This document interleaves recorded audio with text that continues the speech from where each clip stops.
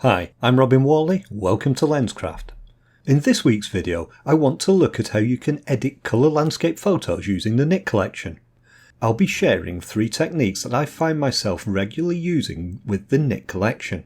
Whilst I'll be sharing these techniques, I'm not doing a complete edit of each of the images. What I want to do is explain and demonstrate the techniques so you can work them into your own editing when you think it may help. We'll kick off with something that I call exposure balancing.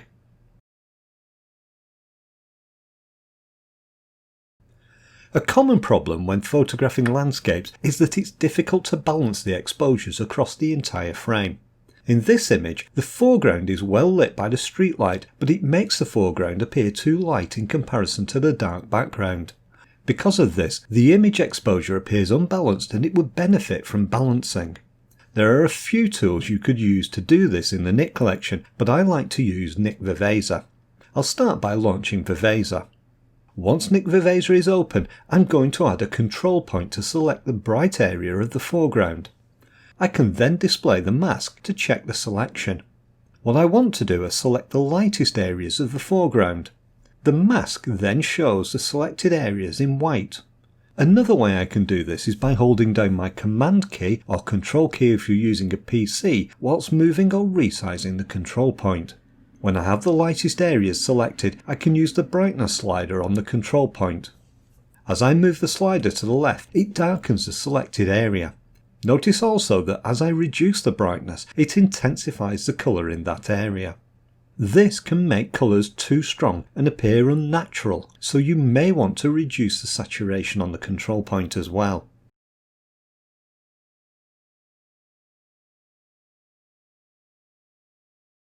Now that we've dealt with the foreground, let's deal with the background.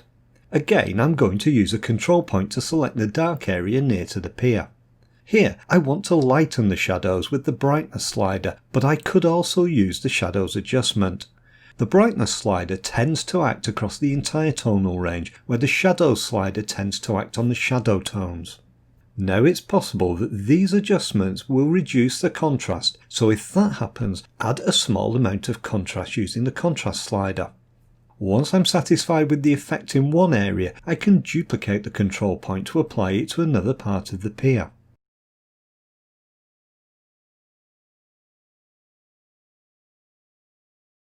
Having balanced the exposure across the frame, the image looks like it's lacking contrast. I can fix this by increasing the contrast slider globally rather than on a control point. When I turn the preview off and on, you can see the difference these small changes have made. By balancing out the exposure across the image frame, you can make a photograph appear more professional. Let's now look at something that I call selective colour cleaning.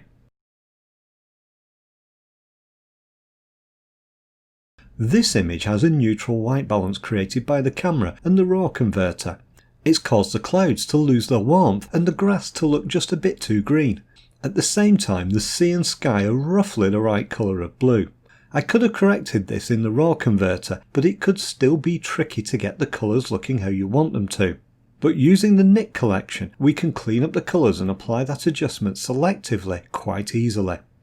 As with the first image, there are a few tools you could use for this, but I'm going to use one of the filters in the Nik Color Effects Pro.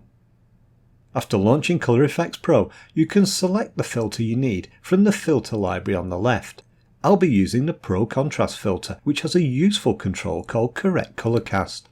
If I move this over to 100% on the right, you can see that it reintroduces some of the missing red to the image.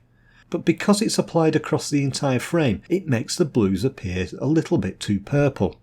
I'm therefore going to remove the adjustment from the sea using a negative control point.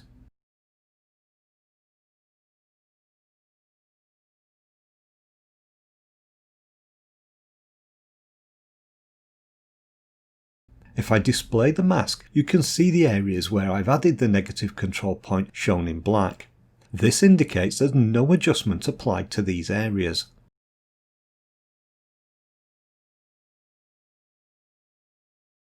Unfortunately, it's limiting the colour correction in the clouds as well. I can counter this by using a positive control point in those areas.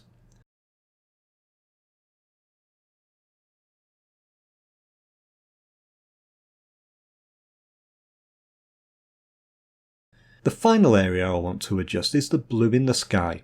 This requires some colour correction, but not the full strength.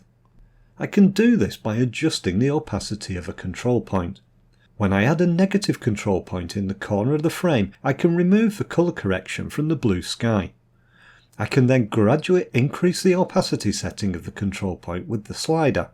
This applies a limited colour correction in that area. The correction looks right at about 50% with this image. After that, I can duplicate the control point to apply it to other areas of blue sky.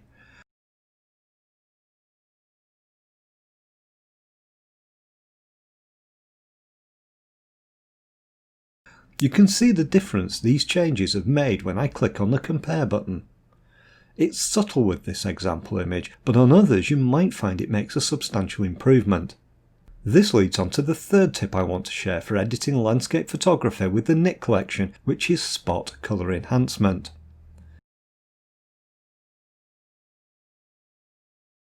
Often, having shot a landscape photo, when you come to process it, you find the colours that you thought you saw at the time aren't as strong in the image.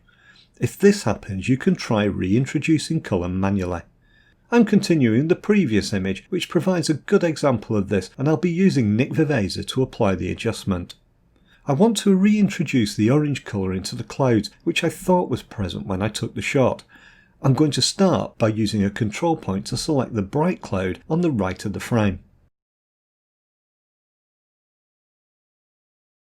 Now I can introduce some colour using the warmth slider. If you recall from the first example with the streetlight in Whitby, when I reduced the brightness of the pavement it intensified the colour. We can use the same trick with the bright cloud here. By reducing the brightness slider it intensifies the colour. Now I can duplicate the control point to adjust the reflection of the clouds on the water.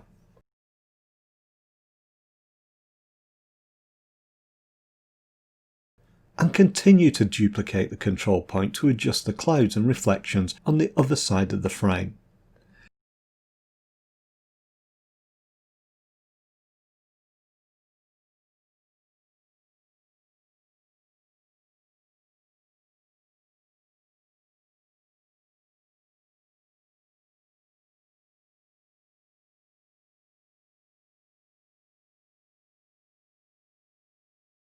Something else I can do with the reflection is increase the contrast on these control points.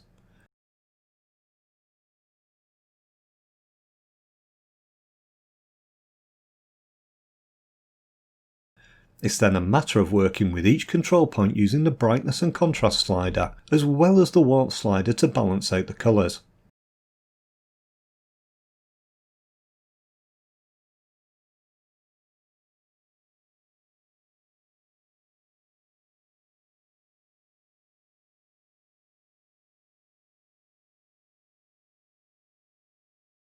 If you find the colour is spilling over into another area like the blue of the sky, just add a control point to select it, but don't apply any adjustments.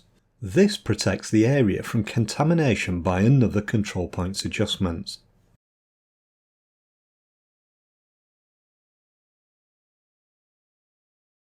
When I toggle the preview off and on, you can see the difference it's made.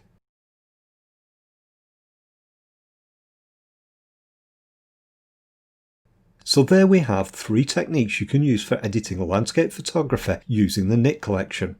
Do remember you don't need to apply all 3 techniques to every photo. It's important you assess your photo first and decide on the changes you want to make.